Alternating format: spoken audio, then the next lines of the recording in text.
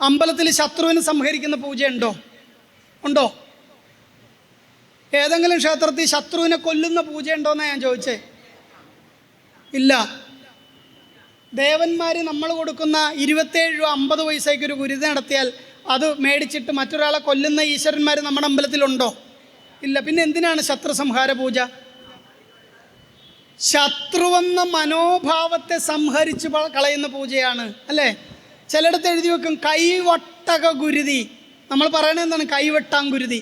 കൈവെട്ടാങ്കുരുതി മോഷ്ടിച്ചാൽ അവൻ്റെ കൈ വെട്ടിക്കളയുന്ന ഗുരുതിയുണ്ട് ഭദ്രകാളി ക്ഷേത്രത്തിൽ. കൈവെട്ടാങ്കുരുതി നടത്തിയേക്കാം, അവൻ്റെ കൈ ദേവി വെട്ടിക്കളയട്ടെ, അല്ലേ? അങ്ങനെ ഒരു ഗുരുതിയില്ല. ഗുരുതിയുണ്ട്, കൈവട്ടക ഗുരുതിയുണ്ട്. വട്ടകം എന്ന് പറഞ്ഞാൽ എന്താ?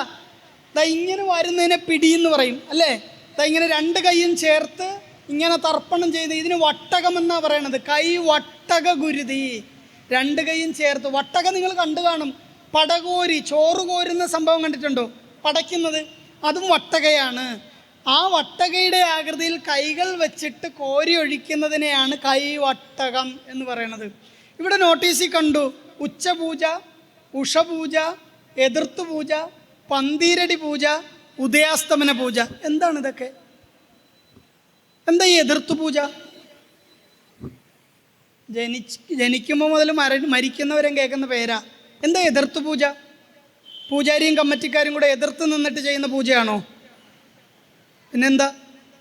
പന്തീരടി പൂജ എന്താണ്? പൂജാരിക്ക് 12 അടി കൊടുത്തിട്ട് ചെയ്യിപ്പിക്കുന്ന പൂജയാണോ? ഉഷപൂജ എന്താ? നിർമാല്യ ദർശനം പോലെ തുടങ്ങാം. എന്താ നിർമാല്യ ദർശനം? തലേ ദിവസം ദേവനെ പൂജിച്ച് ചൈതന്യവത്താക്കി വെച്ചിട്ട് അസ്ത്രമന്ത്രം കൊണ്ട് ബന്ധിച്ച് നടയടച്ച് പൂജാരി പോകും. പിറ്റേ ദിവസം സരസ്വതിയാമവും ബ്രാഹ്മമുഹൂർത്തവും കൂടിച്ചേരുന്ന സമയത്ത് ആ നട ദീപാലങ്കാരമായി തുറക്കുമ്പോൾ അതിനകത്ത് തിങ്ങി നിൽക്കുന്ന ചൈതന്യം പുറത്തോട്ട് പോകാൻ വെമ്പൽ കൊണ്ട് നിൽക്കും. അതാണ് കുളിച്ച് ശുഭവസ്ത്രം ധരിച്ച് നമ്മളിങ്ങനെ വന്ന് ഭഗവാനെ അനുഗ്രഹിക്കണമെന്നും പറഞ്ഞ് പ്രാർത്ഥിച്ച് കണ്ണിറയെ കാണുമ്പോൾ നമ്മുടെ ശരീരത്തിലേക്ക് ആ എനർജി പ്രവഹിക്കും. അതല്ലേ നിർമാല്യ ദർശനം?